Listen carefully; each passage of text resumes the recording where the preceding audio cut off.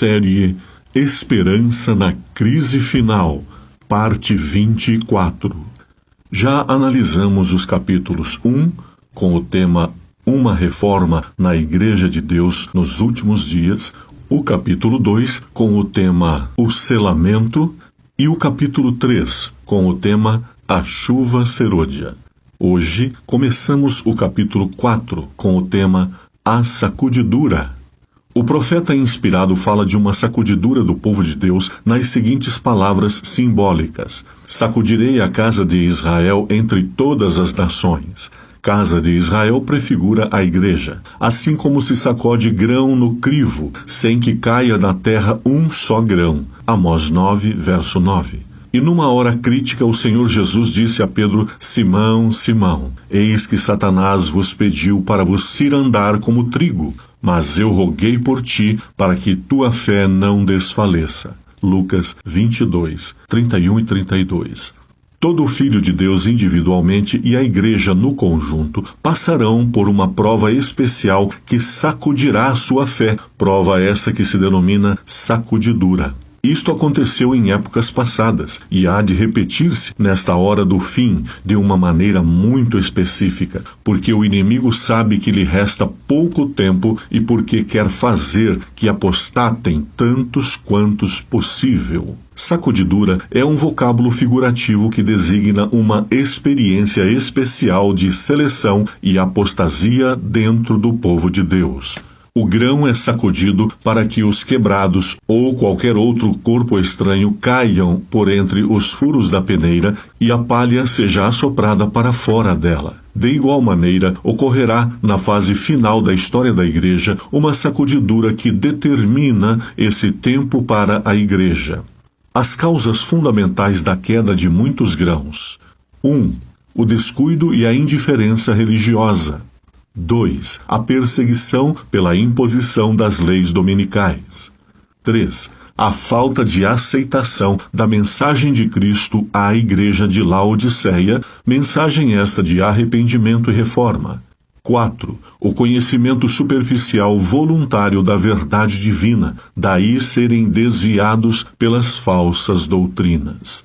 O resultado da sacudidura, ou peneiramento, agora em processo e que continuará de maneira crescente, será a apostasia de certo número de membros da igreja, que terão uma experiência superficial, alguns deles em destacada posição.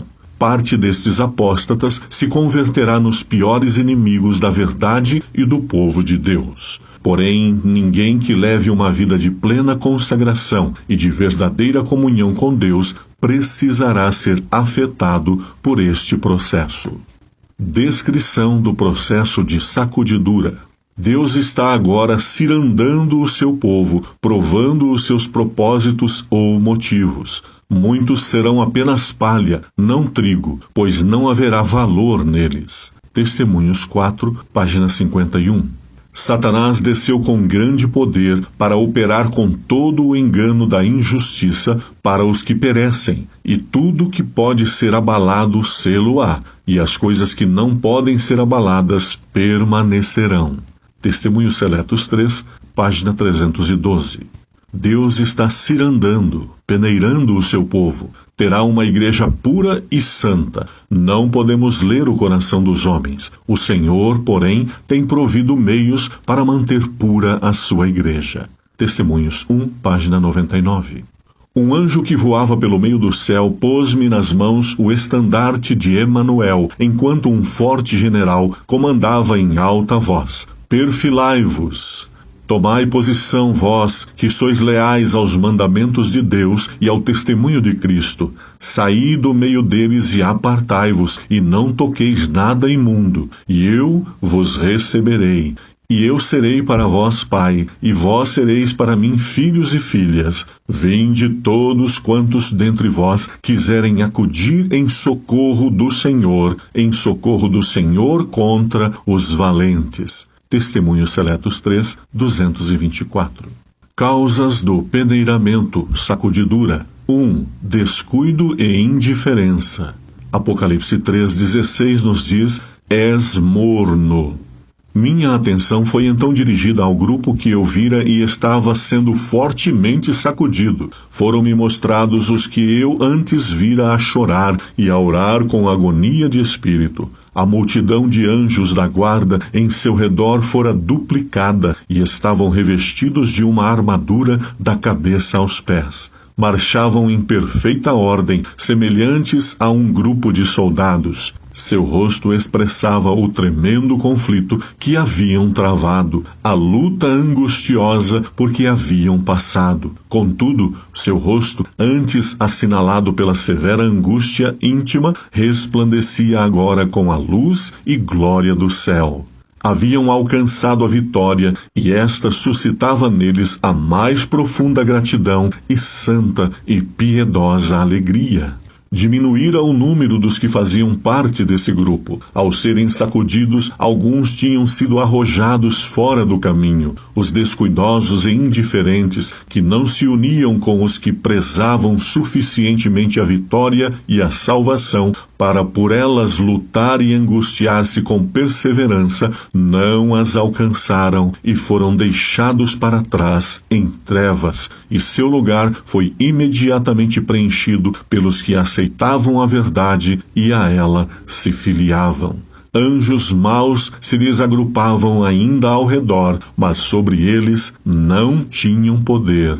Perguntei o que havia operado esta grande mudança. Um anjo respondeu: foi a chuva serôdia, o refrigério pela presença do Senhor, o alto clamor do terceiro anjo. Primeiros Escritos 271. Segunda causa: a perseguição pela imposição de leis dominicais. Cumprir-se-ão literalmente as palavras de Paulo: todos os que piamente quiserem viver em Cristo Jesus padecerão perseguições. 2 Timóteo 3,12. Como os defensores da verdade se recusem a honrar o descanso dominical, alguns deles serão lançados na prisão, exilados e outros tratados como escravos. Ao aproximar-se a tempestade, uma classe numerosa que tem professado fé na mensagem do terceiro anjo, mas que não tem sido santificada pela obediência à verdade, abandona sua posição, passando para as fileiras do adversário. Grande Conflito 608. Começou a forte sacudidura e continuará, e todos os que não estiverem dispostos a assumir uma posição ousada e tenaz em prol da verdade e a sacrificar-se por Deus e por sua causa, serão peneirados. Primeiros Escritos 50. Os membros da igreja serão individualmente provados, serão colocados em circunstâncias em que se verão forçados a dar testemunho da verdade. Muitos serão chamados a falar diante de concílios e em tribunais de justiça, talvez separadamente e sozinhos. A experiência que os haveria ajudado nesta emergência negligenciaram obter, e sua alma se acha opressa de remorsos pelas oportunidades desperdiçadas e os privilégios que negligenciaram. Testemunhos Seletos 2, 164 e 165. Logo, o povo de Deus será provado por ardentes provas, e a grande proporção dos que agora parecem genuínos e verdadeiros demonstrar-se-á metal vil. Em vez de se fortalecerem e confirmarem com a oposição as ameaças e abusos, tomarão covardemente o lado dos oponentes. Testemunhos Seletos 2, página 31.